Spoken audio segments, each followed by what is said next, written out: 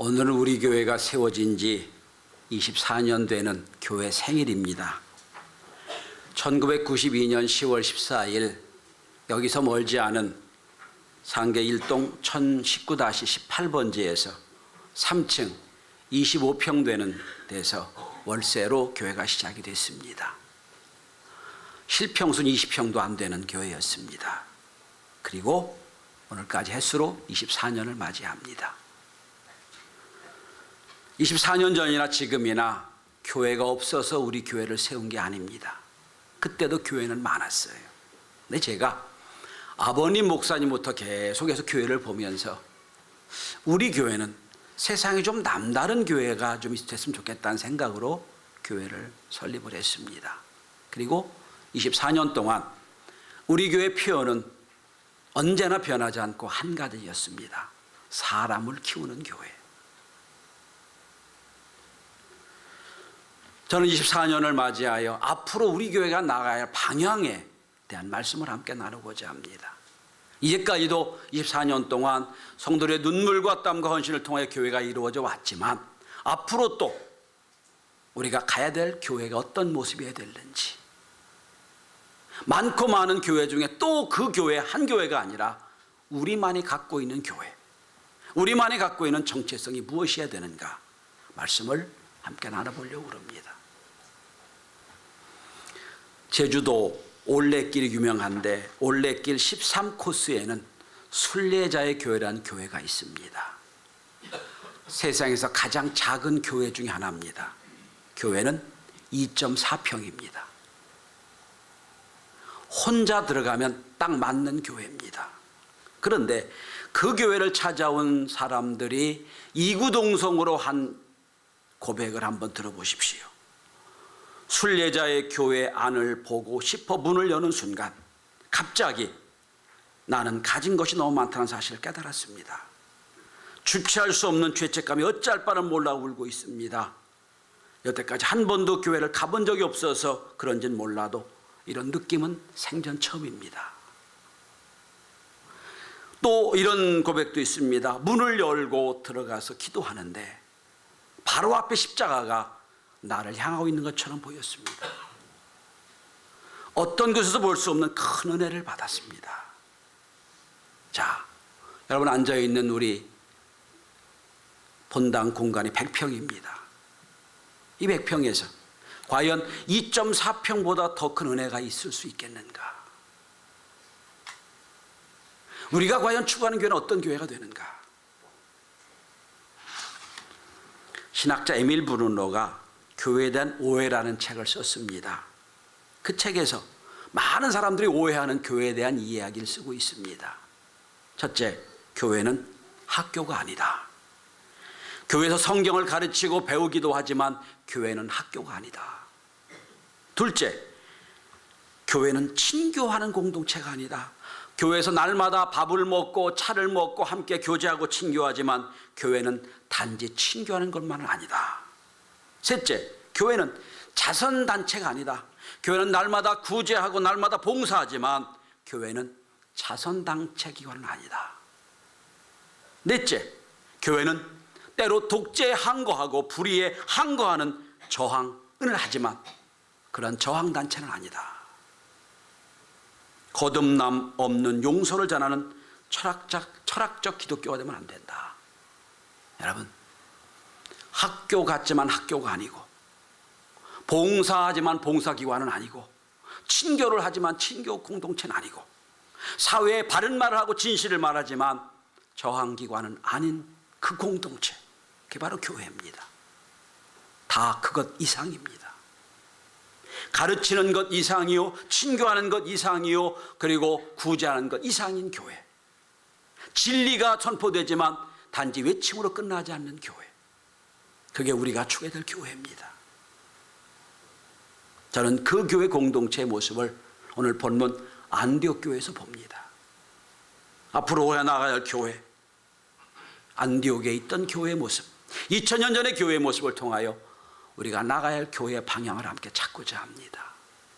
저는 2.4평의 순례자의 교회에서 누렸고 느꼈던 감동했던 그런 감동과 은혜의 역사가 우리 교회 본당의 문을 여는 순간 하나님의 은혜가 가득 차서 날마다 예배하는 여러분들에게 그런 놀라운 성령 역사하심이 있길 바랍니다. 자, 안디옥 교회는 어떤 교회였습니까? 오늘 안디옥 교회는 첫 번째는 틀을 깨는 교회, 자기 자신의 틀을 깨는 교회, 순종하는 교회였습니다. 자, 예수님은 이 땅에 3년의 사역을 다 마치시고 제자들에게 이런 마지막 명령을 하셨습니다. 마태복음 28장 18절 20절까지 말씀이에요. 그러므로 너희는 가서 모든 민족으로 제자를 삼아 아버지와 아들과 성령의 이름으로 세례를 베풀고 내가 너에게 분부한 모든 것을 가르쳐 지키게 하라. 내가 세상 끝날까지 너희와 항상 함께 있으리라. 여기 뭐라고 되어 있습니까? 모든 민족으로 제자를 삼아라. 이게 마지막 명령이에요. 모든 민족으로 제자를 삼아라. 그리고 이것도 확실치 않으니까 사도행전 1장 8절에 보면 예수님이 다시 한번 말씀합니다. 승천하기 직전이에요. 성령이 너에게 임하시면 너희가 권능을 받고 예루살렘과 유다와 사마리아와 땅끝까지 이런 내 증인이 되리라. 증인이 되라고 말씀하셨어요. 근데 사마리아 온 땅끝까지 이르러 분명히 말씀하셨어요. 명령입니다. 그런데 예수님 말씀대로 예루살렘 교회가 크게 부흥을 했어요. 하루 3,000명이 회개하고요. 거기 막 병도 고쳐지고 놀라운 역사가 일어났습니다. 그런데 그렇게 예루살렘 교회가 발전하고 부흥하면 주님 말씀을 기억해서 땅끝까지 복음이 전달돼야 되는데 전달되지 않는 거예요. 자기 교회가 너무 좋은 거예요. 예루살렘 교회가 너무 좋은 거예요. 여기서 먹고 여기서 마시고 여기서 재미있는 거예요. 움직일 생각을 안 해요. 그러니까 하나님이요 환란의 폭풍을, 환란의 태풍을 막 불어적힙니다. 스데반 집사가 순교합니다. 막 핍박이 옵니다. 어쩔 수 없이 예루살렘 교회에 있던 성도들이 흩어지기 시작합니다. 사마리아로 가고, 빌립이죠, 안디옥으로 가고, 오늘 본문이 이렇게 시작합니다. 그때 스데반의 일로 일어난 환란으로 말미암아 흩어진 자들이, 하나님의 의도는 온 세계에 복음 전하는 거예요. 근데 교회에 머물러 있으니까 하나님이 교회를 핍박하십니다. 핍박하니까 살교에 넘어가는, 살교에 흩어지는 거예요. 그래서 이들이 지금 안디옥까지 온 거예요. 여러분, 흩어졌다는 것은 있는 장소를 빼앗겼다는 뜻이요, 재산도 빼앗기고 장소 빼앗겼다는 뜻이에요. 그런데 신앙적으로 볼 때 흩어졌다는 것은 때론 보냄을 받았다는 뜻도 됩니다. 내가 예루살렘에 흩어졌어요. 그런데 안디옥에 입장 올 때는 안디옥에 하나님 보내심 받은 거예요. 그래서 이스라엘 백성들, 오는 제자들은요 예루살렘에서 떠나 고난과 환난과 이방인 속으로 들어갑니다. 그게 안디옥으로 들어간 거예요. 안디옥까지 와 있어요. 그러면서 생각해 봅니다. 하나님이 예루살렘 교회가 크게 부흥하고 막 열심히 신앙생활하는데 왜 흩으셨을까? 왜 핍박을 주셨을까? 그리고 생각해 보는 거예요. 그리고 19절에 이렇게 시작합니다. 안디옥에서 복음을 전하기 시작합니다. 여러분 보세요. 안디옥까지 왔으니 직업도 제대로 없지요. 할 일이 없어요. 그러니까 은혜 받은 거 있으니까 복음 전하는 거예요. 그런데 복음 전하다 깨달은 게 하나 있어요. 여러분 20절을 주목해 보십시오. 그 중에 구브로와 구레네 몇 사람이 안디옥에 이르러 헬라인에게도 말하여 주 예수를 전파하니, 19절은 유대인에게만 전했습니다. 이스라엘 백성이 흩어져서 안디옥까지 왔어도 눈에 보이는 건 유대인 이스라엘 백성이 복음 전했어요. 그러다가 드디어는 로마인에게도 복음 전하기 시작했다는 거예요. 이건 획기적인 일입니다. 성도 여러분, 우리가 자신 한번 돌아봐야 됩니다. 때로 우리가 계획했던 대로 안 돼 실패할 때도 있어요. 내가 거기 있을 장소는 아닌데 언젠가 어떻게 보면 거기 있게 된 때도 있어요. 그런데 그 사건 속에 하나님의 부르심이 있을 수도 있습니다. 나를 거기 보내시려고 뜻이 있는 거예요. 여러분 사운드 오브 뮤직이라는 영화를 보시고 뮤지컬 보셔서 아시겠습니다만 거기 여자 주인공이 이런 말을 합니다. 하나님은 한쪽 문을 닫아 걸면 한쪽 문을 열어놓으십니다. 그러니까 하나님이 여기를 막으실 때는 다른 쪽을 열어놓으시고 거기서 하나님 보내신 뭐가 있다는 거예요. 오늘 이스라엘을 생각합니다. 예루살렘 교회를 흩으셨는데 우리를 사마리아로 안디옥까지 보내셔 뜻이 무엇인가? 거기서 깨닫습니다. 아하, 그저 생각이 난 거예요. 하나님이 온 민족에 복음 전화를 했는데 우린 구태여 그냥 유대인에게만 생각하고 있었다. 바뀌어야 되겠다 생각을 하고 온 민족에게 복음 전하기 시작하는 거예요. 저들은 가고 싶지 않은 곳을 간 거예요. 의도하지 않은 곳을 간 거예요. 이방인 지역으로 간 거예요. 가서 보니 하나님 거기 보내신 거예요. 거기서 만나는 사람 로마인에게 복음 전하기 시작한 겁니다. 자, 그럼 여러분 21절을 한번 보십시오. 저는 21절을 보면서 하늘에서 이스라엘 백성들 유대인들이 예루살렘의 제자들이 사마리아 가고 안디옥에 가서 드디어는 로마인 드디어는 헬라인에게 복음 전하는 걸 보시고 하늘에 하나님이 춤추시는 장면을 그려봅니다. 21절을 주목해 보세요.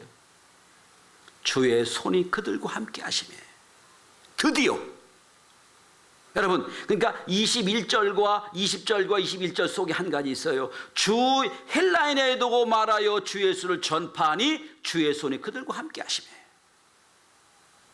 하나님이요 춤추시는 것 같아. 맞아 이제 깨달았냐? 내가 원하는 거 바로 그거야. 예루살렘에 모여 신앙생활하는 게 중요한 게 아니라 흩어져서 복음 전하는 거 중요해. 그거 내가 원했던 거야. 너희들 하고 있구나. 주의 손이 함께 했다는 거예요. 여러분 주의 손은 천지를 만드신 손입니다. 주의 손은 모든 거 운행하는 손이에요. 그 손이 함께 했다는 거예요. 여러분 왜? 하나님 마음에 합한 자가 됐으니까. 그래 예루살렘을 떠나 너희들이 이제 이방인 지역에 가서 복음 전하는구나. 드디어는 로마인에게 복음 전하는구나. 이게 뭡니까? 자신이 갖고 있는 틀을 깨고 순종하는 거예요. 바로 전 9장에 보면 하나님의 예수님의 수제자 베드로도요 이걸 못 깼어요. 그래서 여러분 잘 아시는 대로 백부장 고넬료의 집에 가서도 주춤주춤하잖아요.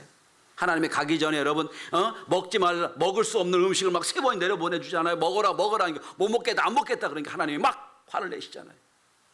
깨주는 거예요.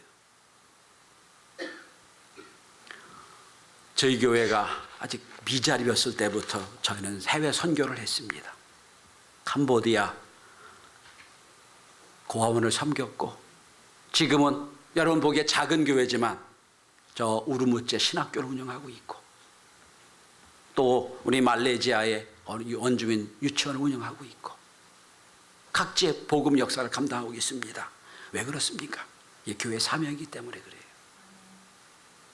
성도 여러분 신앙은 뭐냐면 내가 갖고 있는 고정관념, 내가 갖고 있는 기존의 틀을 날마다 깨는 거예요.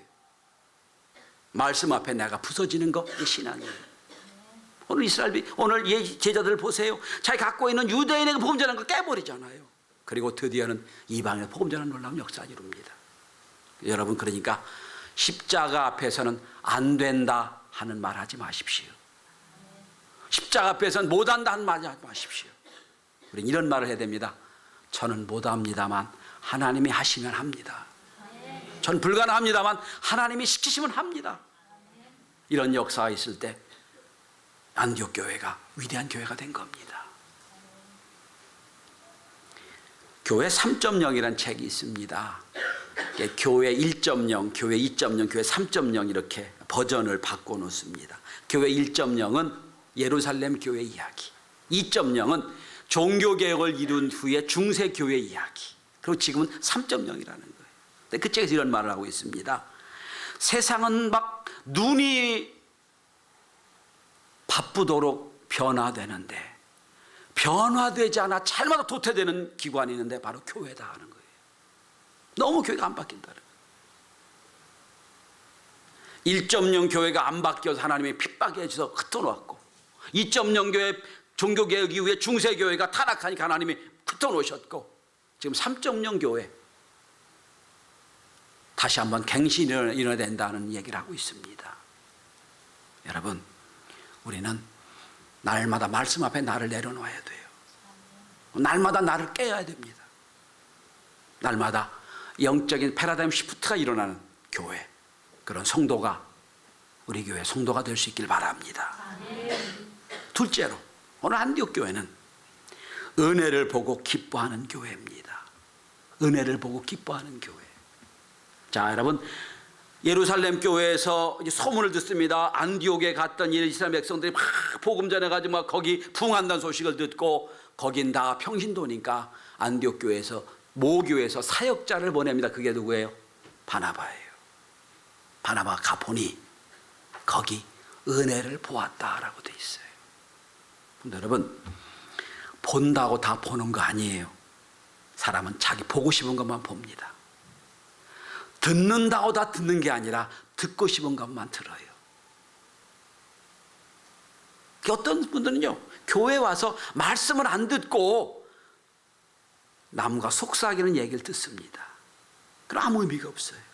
어떤 분은 교회 와서 말씀을 안 듣고 하루 종일 지금 출판사 직원처럼 주보에 오자 탈자를 검사합니다.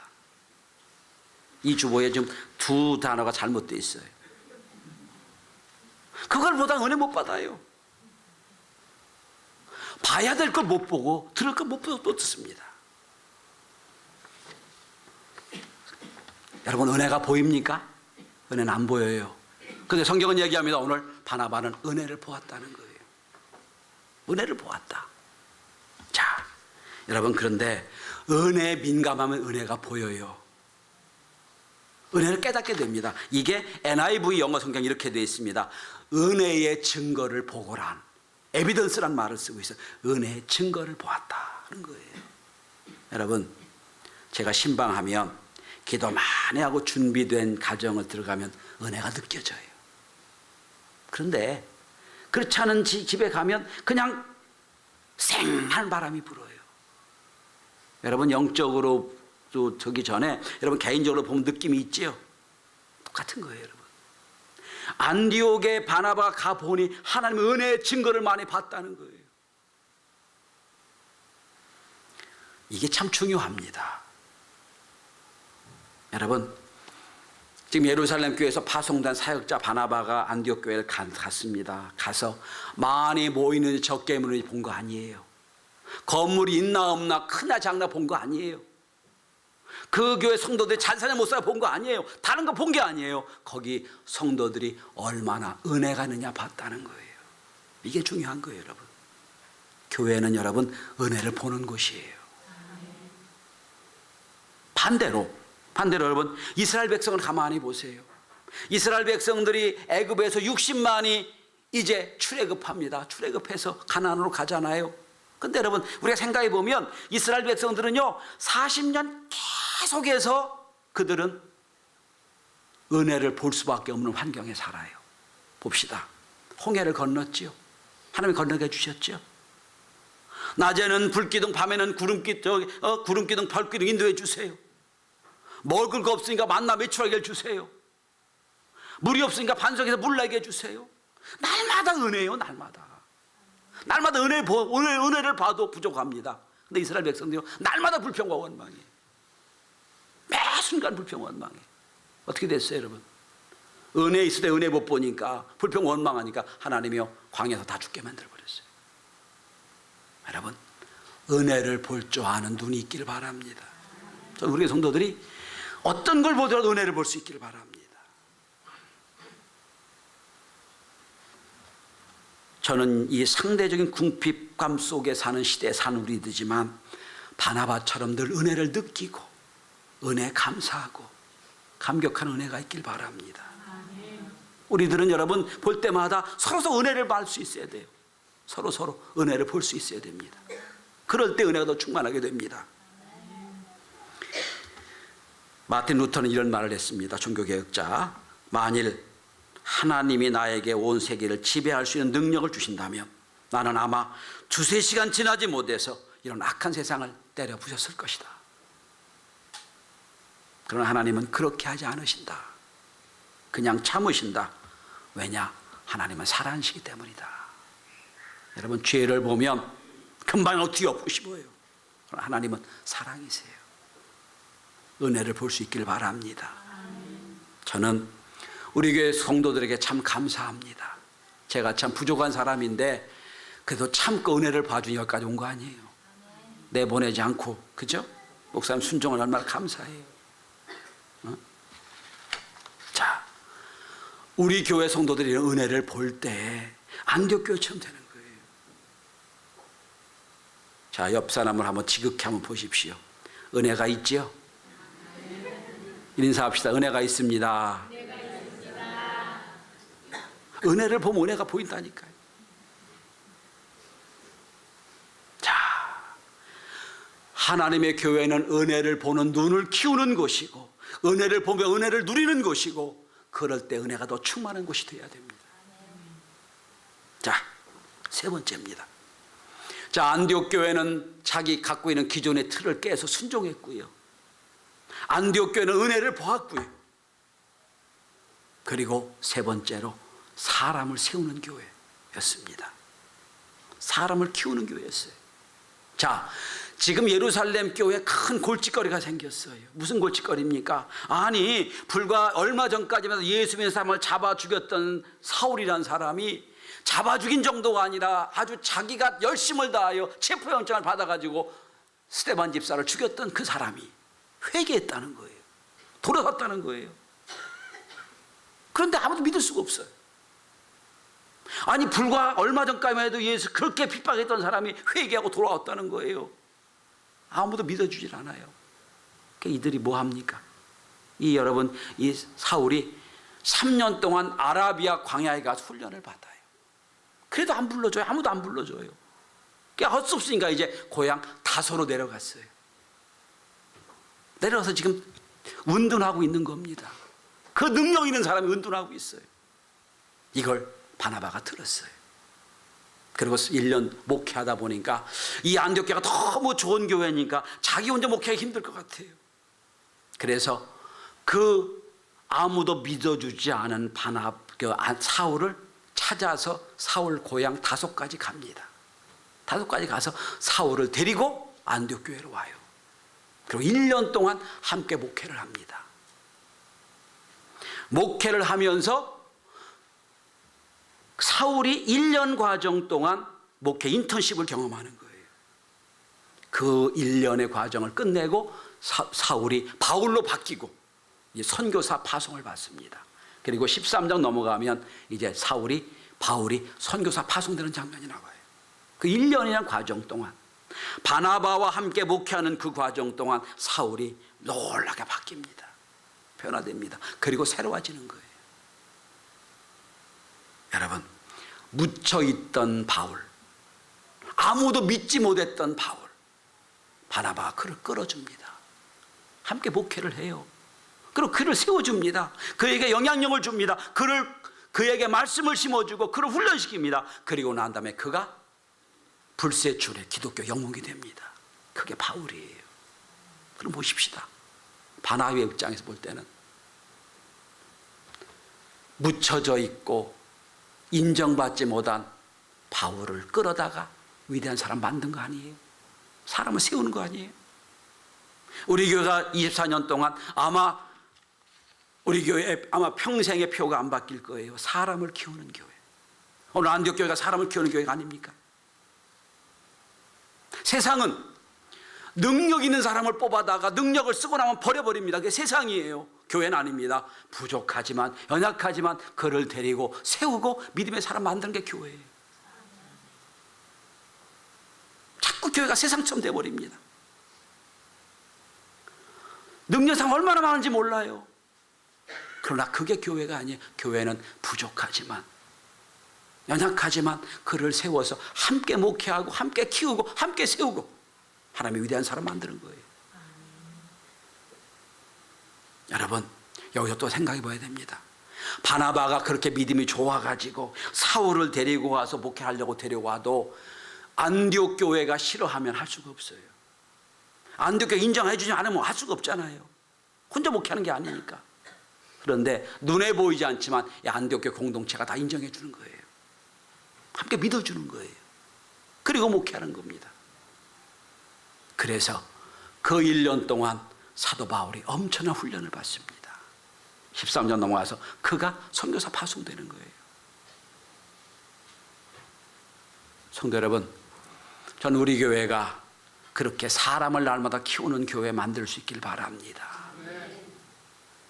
연약한 사람들이 우리 교회에 와서 구원받고, 또 여러분 부족한 사람 우리 교회에서 훈련을 받고, 이 땅을 향하여 나갈 때 하나님의 사람을 거듭나서 나가고 용기 있는 사람으로 나가는 그런 멋진 공동체. 자, 어떻게 됐습니까? 이렇게 안디옥 교회가 자기 틀을 깨고 순종했습니다. 은혜를 보았습니다. 그리고 사람을 세우고 키웠습니다. 그 결과 어떤 일이 벌어졌습니까? 오늘 본문에 여러분 26절 중간 이하를 한번 보십시오. 제자들이 안디옥에서 비로소 그리스도인이라 일컬음을 받게 되었더라. 크리스타누스, 예수 당, 예수 무리란 뜻이에요. 비로소 이 안디옥 교회에서 저 사람들은 예수 믿는 사람이야, 저 사람들 예수 당이야, 저 사람 예수 그룹이야 라는 말을 듣게 됐다는 거예요. 정체성을 인정받았다는 뜻입니다.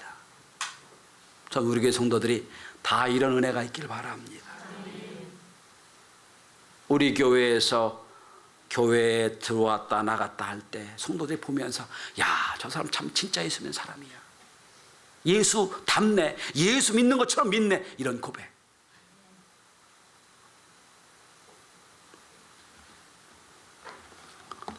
(2.4평의) 순례자의 교회도 거기서 성도들이 은혜를 받아요. 안 믿고 그냥 관광차 온 성도들이, 사람들이 교회 문을 열고 거기서 하나님의 임재를 경험합니다. 우린 거기 본다면 50배, 60배 교회예요. 그렇다면 우리 교회가 안디옥 교회처럼 이런 아름다운 교회를 만들 때, 성도들이 우리 교회 기도할 때, 예배할 때, 찬양할 때 위로 주시는 은혜와 평강과 함께 하심이 있지 않겠습니까? 지금도 그랬습니다만 앞으로도 계속 기도해 주시길 바랍니다. 여기 은혜가 있게 해달라고, 여기 주님 만나게 해달라고, 여기서 우리가 안디옥 교회처럼 그리스도인이라 칭함을 받는 이 시대의 교회 신앙의 정체성을 분명히 드러내는 교회 되게 해달라고. 앞으로 또 우리 경신교회는 믿음의 항로를 해나갈 겁니다. 그때마다 하나님이 주신 은혜로 말미암아 승리하는 저와 여러분의 항해가 되시길 주의 이름으로 축원합니다. 기도합니다.